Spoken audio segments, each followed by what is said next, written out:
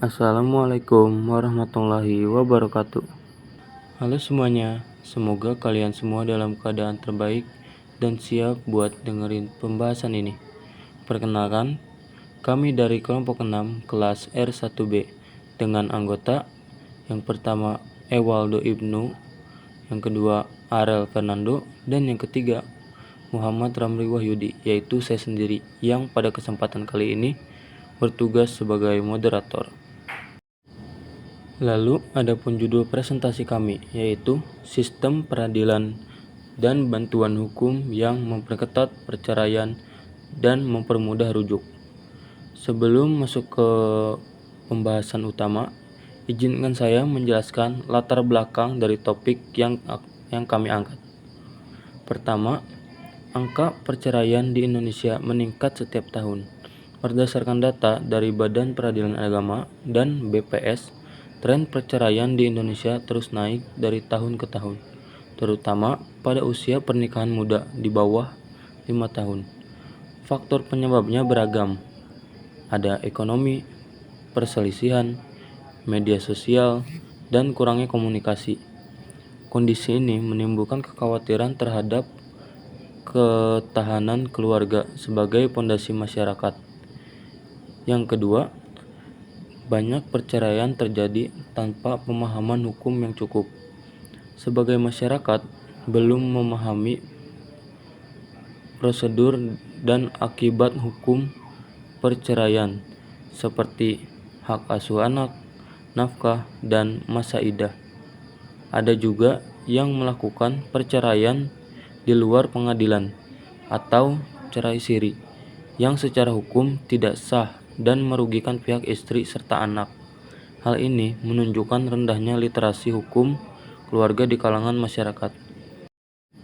Yang ketiga, diperlukan sistem peradilan yang lebih selektif dan bantuan hukum yang adil. Pengadilan agama memiliki tanggung jawab untuk memeditasi dan menyeleksi perkara perceraian agar tidak sembarangan dikabulkan. Bantuan hukum dari advokat dan LBH berperan dalam memberi pendampingan, edukasi, dan solusi damai sebelum sampai ke tahap perceraian. Sistem hukum harus berorientasi pada pencegahan, bukan sekadar penyelesaian perkara. Yang keempat, Islam dan hukum nasional sama-sama menekankan pentingnya menjaga keutuhan rumah tangga. Dalam hukum Islam, perceraian adalah perkara halal, namun paling dibenci oleh Allah. Hadis riwayat Abu Daud. Hukum nasional pun menekankan bahwa perceraian harus dilakukan di depan sidang pengadilan dan dengan alasan yang sah.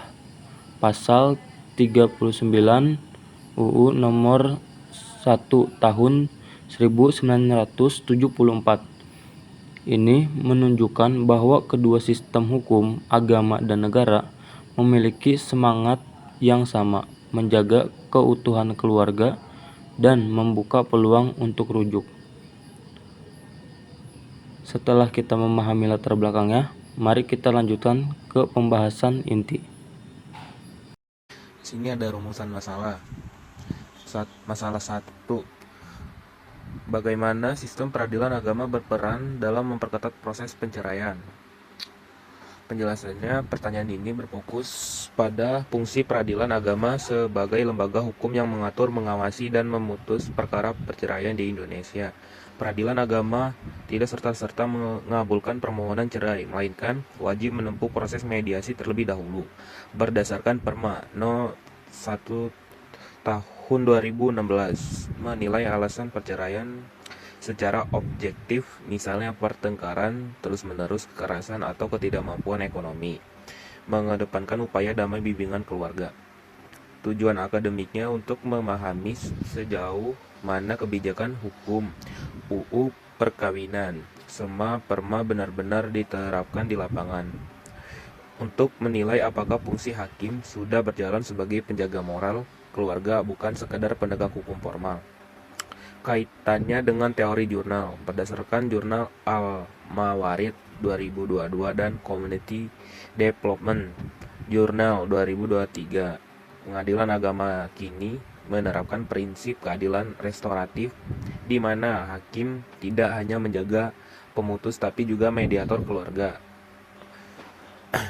Rumusan masalahnya pertama menyoroti bagaimana peradilan agama bukan hanya mengadili tapi juga berperan aktif menekan angka perceraian melalui mediasi dan pendekatan moral. Dan di sini ada masalah dua, bagaimana bantuan hukum dapat mempermudah proses rujuk bagi pasangan yang ingin kembali. Penjelasannya, pertanyaan ini meneliti peran lembaga bantuan hukum LBH dan advokat dalam mendampingi pihak yang bercerai, terutama dalam memberikan edukasi, mediasi, dan solusi damai. Bantuan hukum berperan di dua sisi. Sebelum perceraian ini membantu memberikan pemahaman hukum agar pasangan tidak gegabah dan bercerai. Setelah penceraian membantu proses rujuk secara sah di pengadilan bila pasangan ingin bersama kembali.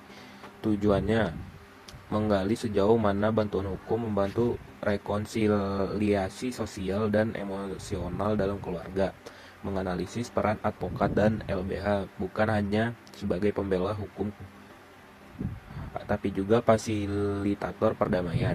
Kaitan dengan teori jurnal berdasarkan Legal Standing Jurnal Hukum dan Kebijakan 2023 lebih membantu pasangan dalam mengurus rujuk secara hukum, memastikan proses sah dan tercatat di pengadilan. Penelitian Egerton 2022 juga menunjukkan bahwa legal aid yang bersifat edukatif dapat menurunkan tingkat perceraian yang meningkatkan kesadaran hukum keluarga. Contoh penjelasan rumusan masalah kedua menyoroti bagaimana lembaga bantuan hukum tidak hanya membela klien di pengadilan tetapi juga menjadi jembatan rekonsiliasi, mempermudah pasangan rujuk secara sah. Ini ada masalah 3. Bagaimana sinergi antara lembaga peradilan, bantuan hukum, dan masyarakat dalam menjaga keutuhan keluarga. Penjelasannya, pertanyaan ini menggambarkan kolaborasi antara lembaga hukum dan sosial dalam menciptakan sistem keluarga yang harmonis dan adil. Tidak cukup hanya pengadilan dan LBH, masyarakat juga harus berperan aktif. Sinergi ini terlihat bentuk program penyuluhan penghukuman keluarga oleh Kementerian Agama, LBH, dan Pengadilan Agama. Peran tokoh masyarakat dan penyuluh agama dalam membantu mediasi sosial. Partisipasi organisasi perempuan dan lembaga sosial dalam memberikan dukungan psikologis dan edukasi hukum. Tujuan akademiknya untuk memahami pendekatan integratif dan antara hukum, agama, dan masyarakat untuk menilai bagaimana kolaborasi ini mencegah perceraian sejak dini, mendorong budaya rujuk. Dan di sini ada contoh penjelasannya itu rumusan masalah ketiga menekan pentingnya kerja antara pengadilan, LBH, dan masyarakat karena menjaga kebutuhan keluarga bertanggung jawab. Hukum saja tetap juga tanggung jawab sosial dan moral. Dan di slide selanjutnya ada kajian teori 1. Teori keadilan restoratif justice. Teori keadilan restorasi berasal dari sistem hukum modern yang berfokus pada pemulihan hubungan sosial daripada sekadar pemberian hukum. Tujuan utama adalah menciptakan kedamaian dan keseimbangan sosial setelah terjadi pelanggaran atau konflik. Dalam konteks hukum keluarga dan perceraian, pendekatan restoratif mengutamakan rekonsiliasi, mediasi, dan bimbingan keluarga, bukan langsung memutus hubungan. Pengadilan dan dapat bantuan hukum berperan sebagai mediator sosial, bukan sekedar pemutus hukum. Kaitan dengan hukum Islam, konsep ini sejalan dengan prinsip Islam tentang islah, perdamaian, dan masalah kemaslahatan umum. kemasyarakatan umum. Allah berfirman dalam An-Nisa ayat 4 ayat 4128. Dan perdamaian itu lebih baik, jadi keadilan dalam perceraian bukan hanya soal benar atau salah, tapi tentang bagaimana menjaga kemaslahatan keluarga dan anak. Dan 2. Ada teori keadilan prosedural justice. Penjelasan teori ini menekan pentingnya proses hukum yang adil, transparan, dan serta bagi semua pihak. Keadilan tidak hanya diukur dari hasil akhir, tetapi juga dari bagaimana proses hukum dijalankan. Dalam konteks perceraian, setiap pihak suami atau istri berhak mendapatkan perlakuan yang adil di pengadilan. Hukum perceraian harus dilakukan melalui mekanisme hukum yang sah dengan bukti dan alasan yang kuat. Lembaga hukum bantuan menjamin agar pihak ekonomi lemah tetap bisa mengakses keadilan. Kaitan hukum nasional berdasarkan UU No. 16 tahun 2011 tentang bantuan hukum, setiap warga negara berhak mendapat pendamping hukum secara cuma-cuma. Hal ini memastikan bahwa proses perceraian tidak hanya berpihak yang punya uang atau kuasa, tetapi adil bagi semua. Penjelasannya itu keadilan prosedural memastikan bahwa setiap orang tanpa memandang status sosial punya kesempatan yang sama untuk mendengar dan dilindungi oleh hukum. 3. Perspektif hukum Islam tentang perceraian dan rujuk. Penjelasan atau konsepnya dalam hukum Islam, pernikahan atau nikah adalah akad suci, misalkan galisan, sedangkan perceraian adalah talak, adalah jalan terakhir bila semua usaha damai gagal. Namun Islam tetap memberikan ruang bagi rujuk, yaitu kembali suami istri setelah bercerai selama masih dalam masa iddah. Konteks ini diterapkan melalui UU tahun 1974 tentang perkawinan dan komplikasi hukum Islam (KHI). Setiap perceraian harus dilakukan melalui pengadilan agama, dan rujuk pun harus dicatatkan secara resmi. Kaitannya dengan teori hukum, pendekatan Islam terhadap perceraian menunjukkan keseimbangan antara hak individu dan tanggung jawab sosial. Islam tidak menutup pintu perceraian, tetapi memperketat proses agar tidak disalahgunakan.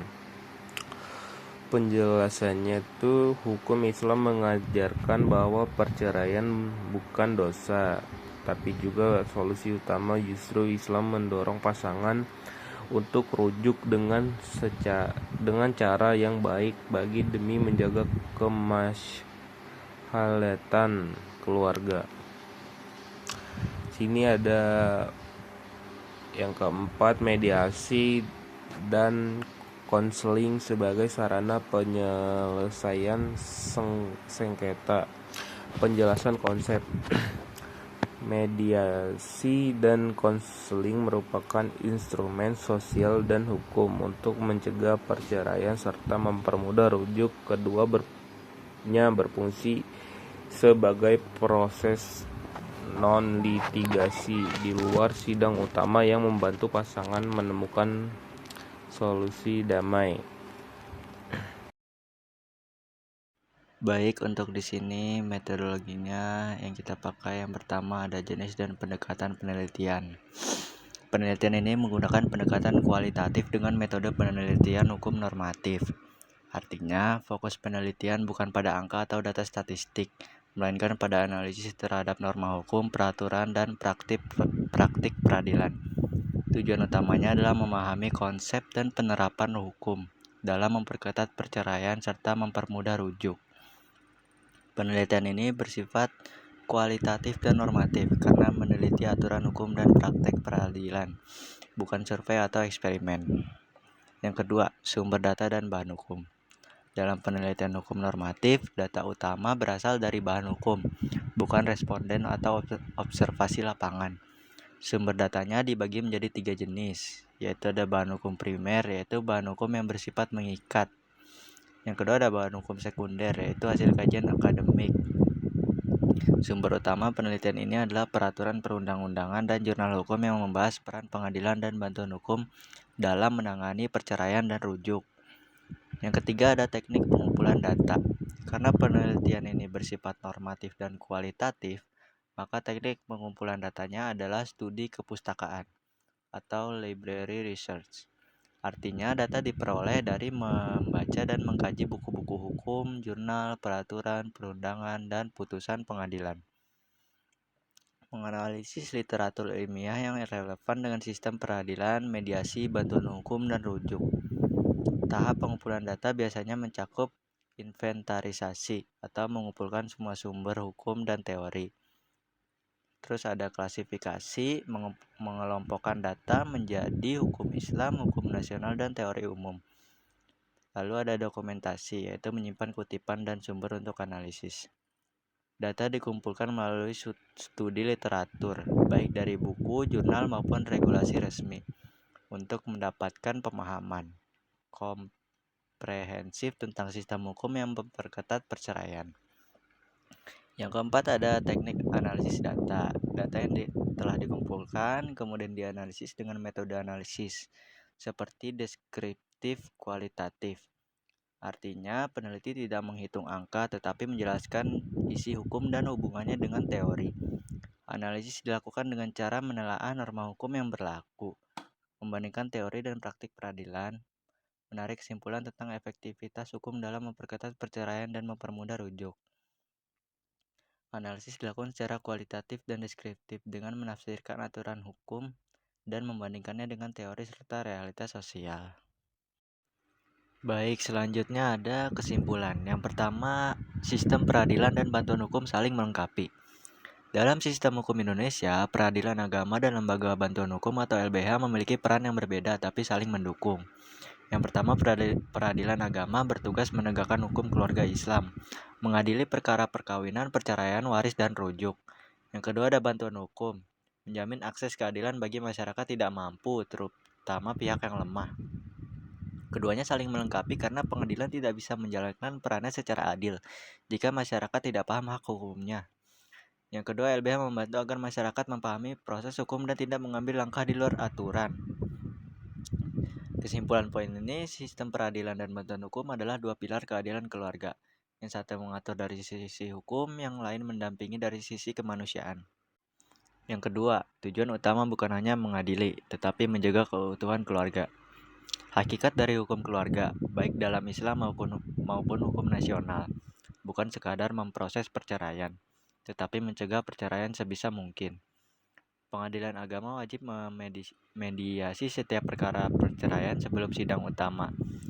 Hakim tidak boleh langsung mengabulkan gugatan cerai sebelum berusaha mendamaikan kedua belah pihak.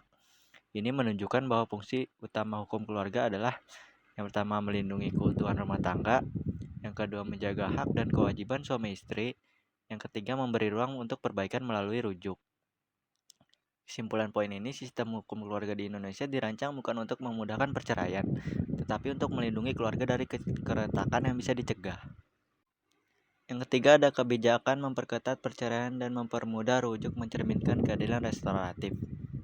Nah, keadilan restoratif itu atau restoratif justice adalah prinsip yang menekankan perbaikan hubungan sosial dan moral, bukan hanya keputusan hukum.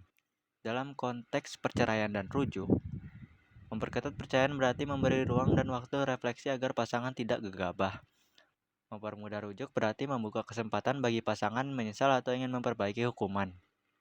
Kebijakan yang mencerminkan hal ini misalnya yaitu ada SMA nomor 1 tahun 2022 yang memperketat alasan perceraian seperti pertengkaran terus-menerus.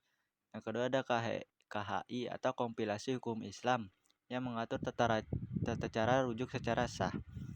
Yang ketiga ada program mediasi dan konseling keluarga sakinah yang didorong oleh Kementerian Agama dan Pengadilan Agama. Simpulannya, prinsip keadilan restoratif menjadikan hukum keluarga Indonesia lebih manusiawi. Hukum yang tidak hanya memutus, tapi juga memperbaiki dan memulihkan. Lalu dibutuhkan sinergi antara lembaga hukum, masyarakat, dan pemerintah. Pencegahan perceraian dan kemudahan rujuk tidak bisa dilakukan hanya oleh hakim atau LBH. Diperlukan kerjasama lintas lembaga agar hasilnya efektif dan menyentuh masyarakat luas. Bentuk sinergi ini bisa mencakup yang pertama ada lembaga hukum, yang kedua ada pemerintah, yang ketiga ada masyarakat dan tokoh agama. Pencegahan perceraian dan keberhasilan rujuk adalah hasil dari kolaborasi antara hukum, moral, dan nilai sosial yang hidup di masyarakat. Jadi kesimpulannya, hukum keluarga yang ideal bukanlah hukum yang mempermudah perceraian, tetapi hukum yang memberi ruang bagi cinta untuk diperbaiki. Memperketat perceraian bukan bentuk kekangan, melainkan upaya menyelamatkan keutuhan keluarga Indonesia. Lalu selanjutnya ada saran. Yang pertama, tingkatkan edukasi pranikah dan bimbingan keluarga. Latih mediator yang profesional dan sediakan layanan hukum keluarga berbasis digital agar masyarakat mudah mendapat informasi. Tujuannya meningkatkan pemahaman masyarakat agar tidak mudah bercerai dan mengetahui cara rujuk yang benar secara hukum dan agama. Yang kedua ada perkuat peran mediasi dan konseling keluarga sebelum sidang perceraian, serta terapkan pendekatan keadilan restoratif yang lebih manusiawi. Saran ini ditunjukkan untuk pengadilan agama. Tujuannya agar pengadilan tidak hanya menjadi tempat memutuskan, tapi juga tempat mendamaikan dan menyelamatkan rumah tangga. Lalu yang ketiga ada lakukan penelitian lapangan tentang efektivitas mediasi dan rujuk, agar kebijakan hukum keluarga di Indonesia semakin relevan dan solutif. Saran ini ditunjukkan untuk akademisi dan peneliti selanjutnya. Tujuannya memberikan dasar ilmiah bagi pembaruan sistem hukum keluarga agar lebih solutif, humanis, dan sesuai kebutuhan masyarakat modern. Ketiga saran ini menunjukkan bahwa upaya memperketat perceraian dan mempermudah rujuk tidak cukup hanya dengan peraturan hukum, tetapi juga memerlukan edukasi, bimbingan, dan penelitian yang berkesinambungan. Terima kasih. Demikianlah presentasi dari kami. Terima kasih atas perhatiannya dan semoga apa yang kami sampaikan dapat bermanfaat dan menambah wawasan kita bersama. Kami mohon maaf apabila ada kesalahan dalam penyampaian. Terima kasih.